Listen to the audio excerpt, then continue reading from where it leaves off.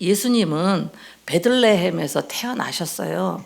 태어나셨는데 예수님의 탄생 이후에 베들레헴이요 아주 축복의 땅으로 여러분 바뀌고 축복의 땅이 되었습니다. 베들레헴이라는 곳은요 일찍이 다윗 왕을 배출한 그러한 그 고을이었어요.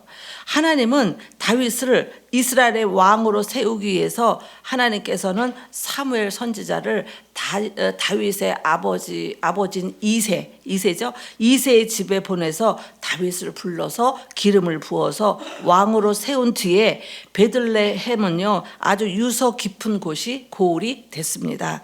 근데 이 베들레헴은요 아주 시골 마을이었지만 그곳에서 다윗 왕이 나오시니까 시골 마을이지만 그곳에서 다윗 왕이 나오자 마을 전체가 밝아지고 막 빛이 그냥 나면서 그 마을이 그냥 아주 그렇게 밝아졌다는 거예요. 여러분 우리 때문에 우리 마을이 밝아져야 돼요. 네? 예수 믿는 사람 때문에 우리 마을이 밝아져야 되고 예수 믿는 사람들이 가는 곳곳마다 어떻게 해요? 밝아져야 되고 예수 믿는 사람 저 사람 왜 저래? 저 사람 이런 소리 들으시면 안 되는 겁니다. 그리고 이미 구약의 미가 선지자가 베들레헴에서 이스라엘을 구출한 메시아가 탄생한다고 하나님의 그 약속의 예언을 미가 선지자가 했던 거예요. 미가서 5장 2절에 볼까요? 시작. 베들레헴의 에브라디아야 너는 유다 족속 중에 이스라엘을 다스리는 자가 내게로 나올 것이라. 그는 근본은 아멘. 예. 이 베들레헴은요, 이 베들레헴에서 이미 메시아가 탄생한다는 그런 하나님의 약속의 예언이 구약에 나와 있었습니다. 그리고 이 베들레헴이라는 마을에는요, 보아스라는 부자가 살았어요. 보아스라는 부자가 살면서 어려운 사람들, 베들레헴의 여행객들, 또 굶주린 사람들, 행인들 이런 사람들에게 떡을 먹이는 아주 인심이 좋은 동네가 바로 베들레헴이었어요. 그래서 베들레헴의 뜻은요 떡집이라는 그러한 뜻으로 이렇게 말을 합니다. 그래서 우리가 여기서 중요한 것은요 뭐예요? 뭐가 중요해요? 내가 내 속에 내 마음속에 내 마음속에 베들레헴, 내 마음속에 베들레헴으로 이루어져서 내 마음의 떡집이 돼가지고 내 마음의 떡집이 돼서 어려운 사람, 가난한 사람들을 돌아보고 도와주는 그러한 떡집이 되어서 내가 그런 일들을 실천할 때 하나님께서 우리에게 은혜를 주시고 우리에게 복을 주신다는 겁니다. 여러분 은혜가 없는 사람은요 절대 남 못 나눠줘요. 예? 내가 해봐서 알아요. 내가 나눠주게 생겼나 봐요. 예?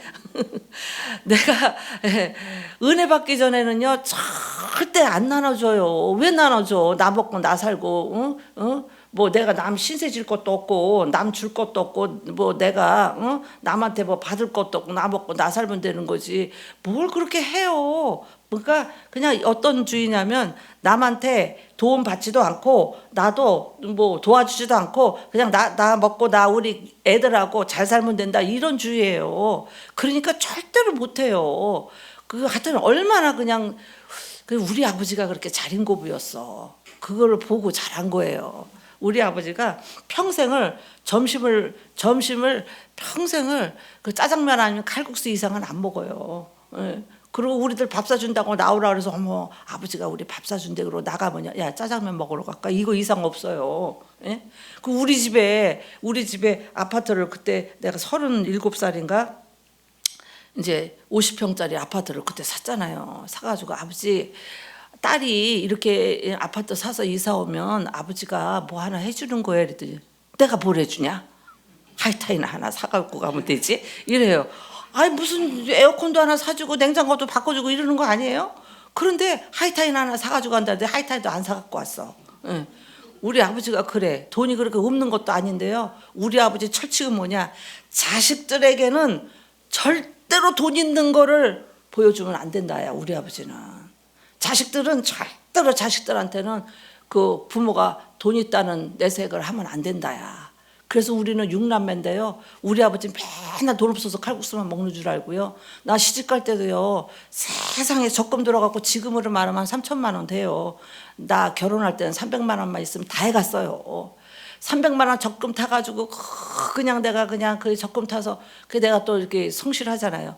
아버지한테 용돈 10,000원씩 타 쓰고요. 내가 타는 봉급은 다 적금을 들어가지고요.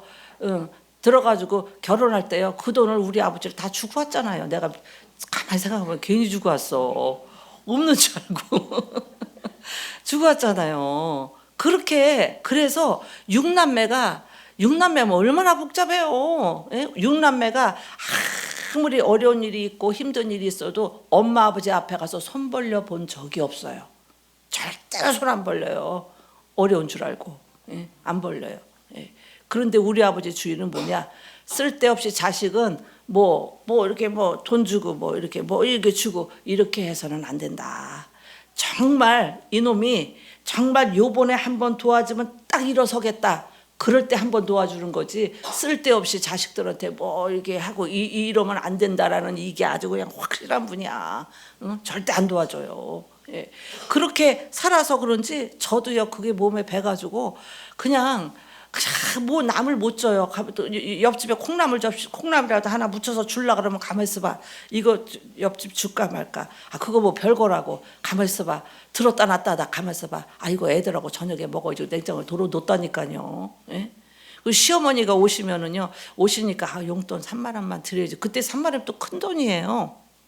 그때 3만 원이면 한 30만 원, 30만 원은 안 돼도 좀 큰 돈이에요. 3만 원 담아놨다가요. 가실 때 되면 드릴까 말까 가만히 있어봐. 드릴까 말까 3만 원 이거 가지면 우리 애들하고 그냥 반찬거리 일주일 반찬거리를 사갖고 먹을 텐데 요번에 참자 그러고 안 드린 적도 있고 그래요. 예. 그렇게 사람이 하나님을 모르고 은혜가 없으면요. 남 절대 아까워서 못 줘요. 그런데 나도 은혜를 받고 나니까 남한테 뭔가를 주고 싶어서 못 살아요. 예? 그냥 냉장고를 털어가지고 그냥 교인들 갖다가 그냥 나눠주고 냉장고를 털어가지고 조기 새끼 한 30마리 사면은 그냥 5마리씩 나눠서 다 갖다 주고 하나님의 은혜가 임하니까 그렇게 나누고 베푸는 삶을 살게 되더라 이 말이에요. 그래서 여러분 정말 그 베들레헴에서 보아스라는 사람이 그렇게 가난한 사람을 돌보고 어려운 사람을 돌보고 그렇게 살았다는 겁니다. 보잘것없는 우리들이지만 언제나 하나님의 말씀을 이웃에게 나눠주고 어려운 사람들을 보살피고 구원시키는 베들레헴이 내가 될 수 있다면, 여러분들이 될 수 있다면 얼마나 하나님이 기뻐하시겠어요. 우리 성도님들 그래. 목사님 뭐 이렇게 맨날 주세요. 맨날 주세요 그러는데 그냥 나는 주는 게 얼마나 좋은지 몰라. 그냥 요번에도 25일 날 우리 성도님들 그냥 무슨 떡이야? 권사님? 만개떡. 만개떡을 그냥 하나씩 그냥 이만큼씩 해가지고 하나씩 다 나눠줬으면 좋겠다 그랬더니 권사님들 목사님 참으세요. 준 지 얼마 안 됐어요. 그래서 참았어요.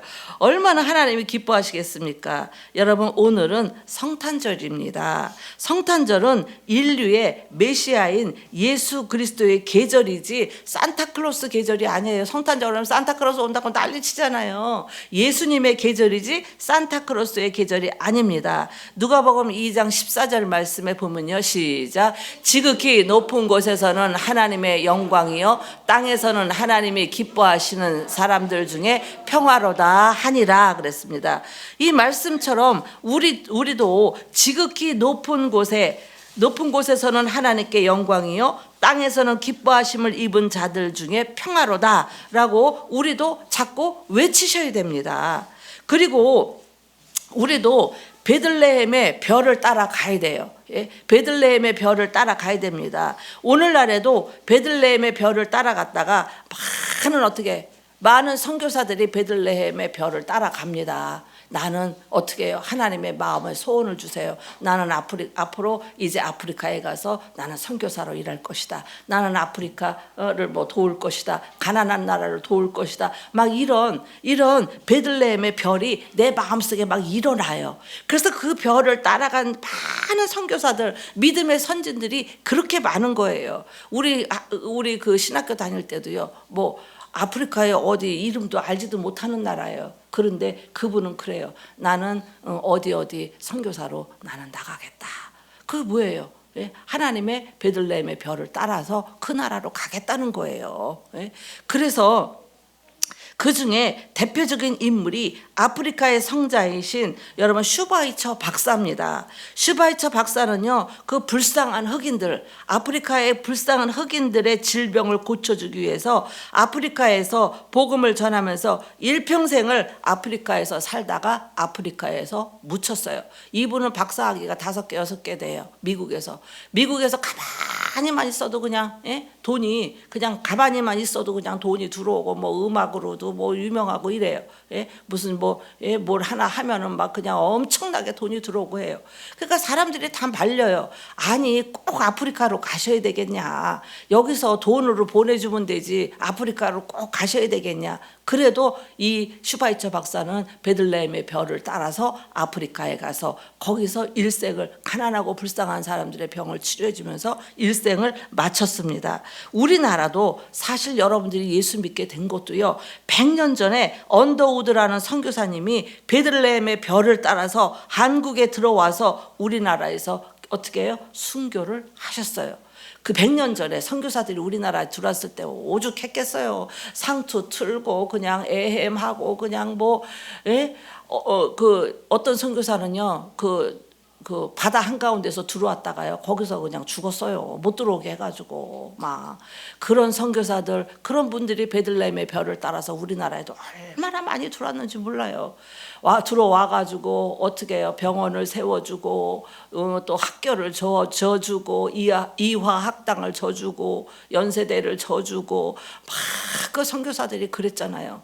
그런데 우리나라 사람들 그냥 선교사들 그냥 코쟁이라고 그러고 돌로 던지고 돌멩이로 때리고 막 별짓을 다 했어요. 그걸 다 그렇게 하면서 선교사들이 우리나라에 들어와서 복음을 전했기 때문에 우리도 지금 이렇게 예수님을 믿을 수 있는 거예요.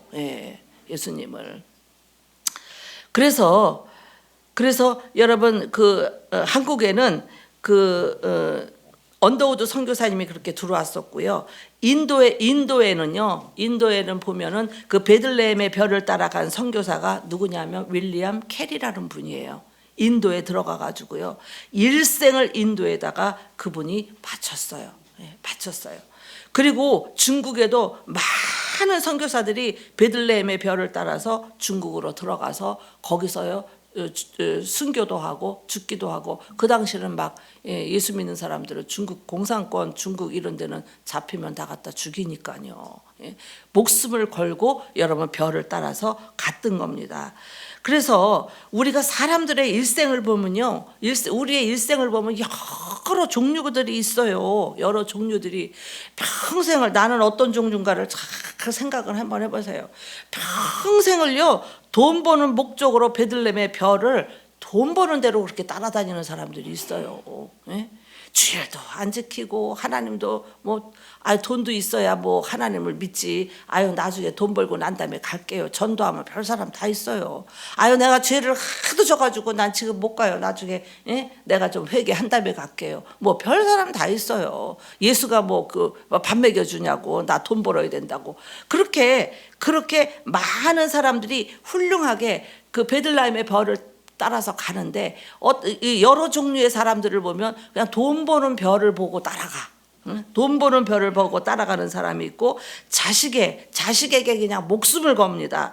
남편에게, 아내에게 목숨을 걸고 일평생 술 친구들과 목숨을 걸고 먹고 마시는 사람들, 여러분 별의별 사람들이 다 많습니다. 나는 베들레헴에 어떤 거를 보고 따라가는가, 어떤 별을 보고 따라가는가를 생각을 좀 잘 잘해보세요. 예? 잘해보세요.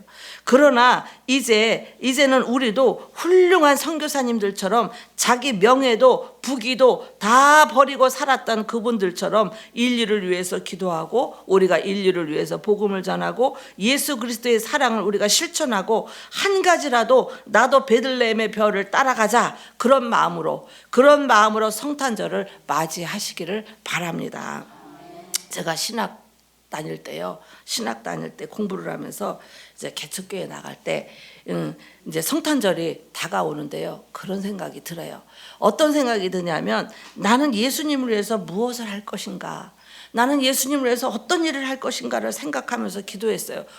올해 성탄절을 맞이해서 올해 어떻게 해야 내가 하나님을 기쁘시게 해드리고, 어떻게 해야 나는 예수님을 위해서 나는 어떤 일을 할 것인가, 성탄절을 맞이해서 어떤 일을 할 것인가 라고 생각하면서 기도하다가 교회에 대청소를 내가 좀 해야 되겠다, 이 생각이 들어요.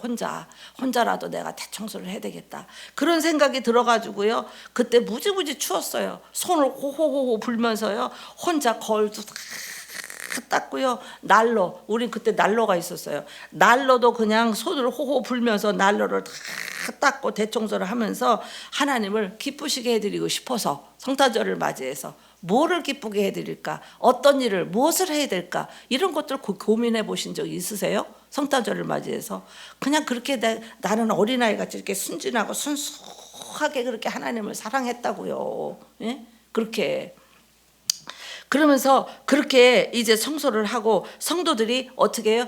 이제 대청소를 다 했으니까 잘 정돈된 그 교회에서 깨끗한 그 교회에서 그 예배를 드린다는 기쁨으로 찬양하면서 그냥 닦으면서, 그거 뭐 하나님은 우리의 마음과 우리의 중심을 보시는 분이지, 우리가 뭐를 큰 일을 해서만 기뻐하시는 일이 아니에요. 내가 주님을 사랑하는 그 마음을 보는 거지. 그거 뭐 호흡 불면서 좀 닦았다고 그게 뭐 그렇게 했어요. 예? 그런데 열심히 찬양을 부르면서 청소할 때 예수님의 말구유를 내가 깨끗이 닦아드리는 느낌이었어요. 예수님의 말구유를 청소하고 치워드리는 느낌이 들어서 그렇게 은혜로운 마음이 드니까 하나님이 은혜를 폭포수같이 주시는 거예요. 은혜를. 예? 폭포수같이 은혜를 주셔서 청소를 했던 그런 기억이 나요. 그때가 30대 후반이었어요. 예. 그런 기억이 나요. 그러면서 하나님께서 기쁨을 주시는데, 어린아기 예수님이 내 마음에 탄생하시는 것 같은 감격과 평화가 넘치도록 하나님이 내 마음에 그런 은혜를 부어주셨어요. 예? 그 별거 아니잖아요. 그런데도 내가 주님을 사랑하는 마음으로 쓸고 닦는 그 마음속에 그렇게 폭포수 같은 은혜를 주셨단 말이에요. 여러분, 베들레헴에 찾아갔던 마리아와 요셉이 해산하기 직전이었어요. 방 한 칸도 얻지 못했잖아요. 우리 영화 그거 봤었죠? 예, 마리아하고 요셉이 그냥 배가 이렇게 불러가지고 말을 타고 가는데 방이 없다고 다 거절하잖아요. 방 한 칸도 얻지 못했던 것처럼 어쩌면 오늘도 예수님을 마구간으로 몰아버리는 그런 사람이 우리의 모습은 아닌지를 우리가 생각을 해 보셔야 됩니다. 언제나 이게 나만 생각해, 언제나 나만 알아, 이런 사람, 이런 이기적인 모습, 그런 거 우리 많아요. 내가 싫으면 다 싫은 거고, 내가 좋으면 다 좋은 거고, 남을 배려하는 마음이 없단 말이에요. 마음을 제발 좀 넓게 가지세요, 좀. 제발 좀 넓게 가지세요.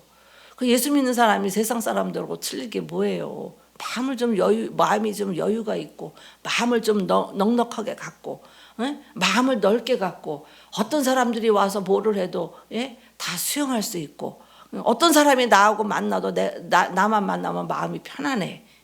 좀 그런 많은 큰 나무에 숲이 우거져서 많은 새들이 나에게 와서 와서 그 지지배배 그러면서 많은 새들이 있을 수 있는 그런 큰 숲과 같은 그런 사람들이 좀 되도록 마음을 좀 넓히시면 안 될까? 안 될까? 여러분들 친구들이 하는 얘기 가만히 좀 들어보세요. 야, 나는 너 만나면 마음이 되게 편안해. 그리고 너 만나면 얘기가 그냥 참 시간 가는 줄 모르고 나 너 만나면 참 재밌어. 너 만나면 너무 좋아. 이런 소리를 여러분 듣는 친구들한테도 그런 소리를 좀 듣는 그런 분들이 돼야지. 나 쟤만 만나면 짜증나. 나 쟤만 만나면 아우 피곤해. 예? 이런 소리를 들으면 되겠냐고요. 예수 믿는 사람들이. 그래서 언제나 나만 생각하는 이기적인 모습, 세상 것에만 집착을 하고 그런 성도들이 되지 않기를 바라요. 예? 그냥 우리의 있는 물질은요, 내 것도 하나님 거, 하나님 것도 하나님 건 내 거가 아니지. 예? 다 하나님 거예요. 저번에 그 얘기해가지고 되게 우스웠어요. 강주은이 최민수 부인이잖아요. 부인을 참 잘 얻었어요. 예, 교회도 다니고 이렇게 하는데 보면 참 자기가 최민수가 사고를 좀 쳐요. 그냥 할아버지 또 오토바이 쳐가지고 사고 안 했다고 막 난리 나고 막 또 싸워가지고 난리 나고 그냥 막 세상에 시끄러운 사람이 최민수 아니에요. 예? 그런데 강주은이 그래요. 웬만한 여자 같으면 나 그런 데다가 뭐 어떤 때 보면 그냥 뭐 약 먹고 미친 사람 같아. 노래할 때 보면 예? 막 미친 사람 같이 막 이래요. 저 사람이 저거 마약을 하나 무슨 이상하네. 뭐 이런 생각도 할 때도 있었어요. 그랬는데 강주은이 진짜 부유한 가정에서 그렇게 부모한테 사랑을 받고 자란 강주은이 최민수를 만났잖아요. 그래도 참 존경스러운 게 최민수하고요 이혼도 안 하고 최민수하고 사는데 자기는 최민수하고 살면서 1000번을 죽었대요. 1000번을 죽었대요. 예? 1000번을 죽었대요. 예? 그러면서 남편이 하루는 그러더래요. 여보 나 뭐 사게 돈 좀 줘. 그랬더니 당신이 또 돈 있잖아. 주은아 네 돈으로 사. 그러니까 강주은이 그랬대요. 여보 그런 말이 어디 있어. 당신 것도 내 거, 내 것도 당신 건, 내 것도 내 건데 당신 것도 내 거, 내 것도 내 건데 왜 그런 말을 하냐고 그랬다고 그래서 막 웃었는데 여러분 우리가 그런 이기적인 모습, 세상적인 것에만 여러분 집착하면 안 되고 예수 믿는 사람들은 주변을 잘 돌아보고 배려하는 그런 넉넉한 마음을 가지시기를 바랍니다. 그래서 이 베들레헴 여관 주인이 이 세상에서 가장 예수님을 가까이에서 경배할 수 있었던 기회를 놓쳤던 사람들이 이 여관에 방이 없다고 내쫓은 그런 여관의 주인들입니다. 여관 주인들은요 경제적인 수입과 자기들 이익 때문에 예수님의 탄생을 그들은 볼 수 없었던 겁니다. 그래서 오늘날 교회들은 여러분 상처투생입니다. 어느 교회를 가든지 문제 없는 데는 없어요. 세상 사람들이 다 모인 곳이기 때문에 큰 교회는 큰 교회대로 문제가 있고 작은 교회는 작은 교회대로 문제가 있고 큰 교회는요 왔다 갔다 하는 사람들은 몰라요. 주일날만 예배드리고 왔다 갔다 하는 사람들은 모르지만 정말 앞에서 일하는 일꾼들은요 모든 교회의 문제들을 다 업고 그들이 다 가는 거예요. 그 큰 교회를 보면은요 여러분 믿음 있는 사람들이 얼마나 많은지 몰라요. 얼마나 많은지 몰라요. 예? 부평감리교회도 가끔 여러분들에게 간증을 했지만 부평감리교회 같은 경우에도요 그 장로님 한 분이요 그냥 교회 헌금 그 당시 20년 전이니까 우리 지하교회 때 20년 전인가 장로님이요 교회 돈을 3억을 해서 드신 거예요. 예. 그랬는데 그러면 교회가 난리가 날 거 아니에요. 그 당시 3억이면 30억은 될 거예요. 20 몇 년 전이면. 예. 그런데도 아무도 몰라. 중진들만 알아. 그리고 그 문제를 해결을 하는 거예요. 장로님한테 불러서 당신 돈 있는 거 내놓으라고. 이거 하나님 헌금을 그렇게 하면 되겠냐고. 예? 내놓으라고. 그랬더니 그 장로님이 뭐 집 팔고 못 팔아서 1억 내놓고 돈이 없는 거예요. 예? 그러고 나서 이제 그 장로님 가족이 딴 데로 다 갔어요. 가고 나서 그다음에 그 권사님 장로님 부인 권사님이 쓰러졌어요. 쓰러져가지고 푹 맞아갖고 쓰러지고 뭐 집안이 풍지박살이 났어요. 여러분 하나님의 교회 하나님의 돈을 건드리면 안 되는 거예요. 절대로 안 되는 거예요. 그런 일들도 있는데도요, 아무도 모르고 내 친구가 부평감리교회 그 담임 목사님 옆에서 모든 거를 돕는 비서 같은 일을 그 전사님이 했어요. 이한우 전도사라고. 그러니까 그 이한우 전도사가 얘기를 했는데 아무도 모르게 일을 쭉쭉쭉쭉쭉쭉 해결해 나가는 거예요. 예? 그 중직만 딱 10명만 딱 알고 해결을 해 나가는 거예요. 그러니까 그 큰 교회가 어떻게 해요? 그런 수십억의 돈을 그렇게 했다라는 그런 것들도요, 그냥 딱 그들만 알고 입 딱 다물고 일을 해 나가니까 그런 큰 교회가 어떻게 해요? 그냥 믿음으로 쫙쫙 그냥 그 교회가 밀고 나가는 거예요. 그런데 개축교회는 왜 잘 안 되는 줄 아세요? 뭔 일만 있으면 정교인이 다 알아. 응? 어쩌저쩌저쩌저쩌저쩌저 그냥 전화질해가지고 정교인이 다 알아. 그러니까 그랬어 이래가지고는요, 그냥 작은 교회는 그냥 어떻게 똑딱 빼잖아. 똑딱하다 활랑 뒤집히고 그 교회가 부흥이 안 되는 거예요. 큰 교회는요 쫙쫙 밀고 나가요. 믿음이 좋은 사람들이. 예? 그래서 교회가 부흥이 안 되는 거 여러분들 책임이에요. 아시겠어요? 예? 여러분들이 그 새신자들이 오면 그들을 수용할 수 있는 그릇이 되고 능력이 되고 촥 해서 그냥 척척척척척 이렇게 잘 해 나가면은요, 하나님이 그냥 더하여서 보내줘요. 더하여서. 그런데 어떻게 해요? 그냥 새신자들을 감당할 수 있는 능력이 없어. 성도들이 밥 먹다가 싸우고 뭐 하다가 놔두고 뭐 끄만졌다고 싸우고. 예? 하여튼 그냥 우리 지금은 안 그러지만 지하교회 때는 그냥 누가 신발 훔쳐갔다고 싸우고, 아이고 그냥 말도 못했어요. 30년 전에는. 예? 그러니 교회가 맨날 50명 되면은요, 50명 되면 35명 되고, 35명 되면 20명 되고, 맨날 그 선을 못 넘는 거예요. 그 선을. 성도들이 감당이 안 돼. 자기들이 이렇게 싸우고 나가요. 기분 나쁘다고. 그래서 이 오늘날 교회는요, 상처투성이고 불완전합니다. 어쩌면 마구간 같습니다. 그러나 우리 인천 베델교회는 이제 어떻게 해요? 하나님의 영이 계시고 성찬식이 있고 성례식이 있고요.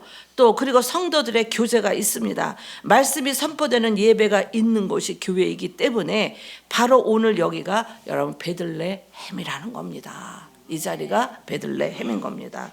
여러분 오늘 이 아침에 주님 앞에 나오셨으니까 나의 베들레헴을 찾아가서 예수님의 마음 가운데 탄생시키는 저와 여러분들이 되기를 바랍니다. 또 여러분들의 베들레헴이 얼마나 가까운 곳에 있는지를 생각해보는 그러한 복된 시간이 되기를 바랍니다. 예수님의 탄생을 처음 들은 사람들은요, 자기 맡은 일에 충성했던 사람들이에요. 자기 맡은 일에 충성을 다하는 목자들이었습니다. 그들이 들은 소식은요, 기쁨의 좋은 소식이고 구주가 나신 소식이고요, 구유에 나신 예수님의 소식을 목자들이 처음 듣고 자기 일에 성실했던 그런 사람들이 예수님에게 달려갔던 겁니다. 우리들도 목자들이 들은 기쁨의 좋은 소식을 듣는 그러한 성탄절이 되시기를 주님의 이름으로 축복합니다. 기도하겠습니다.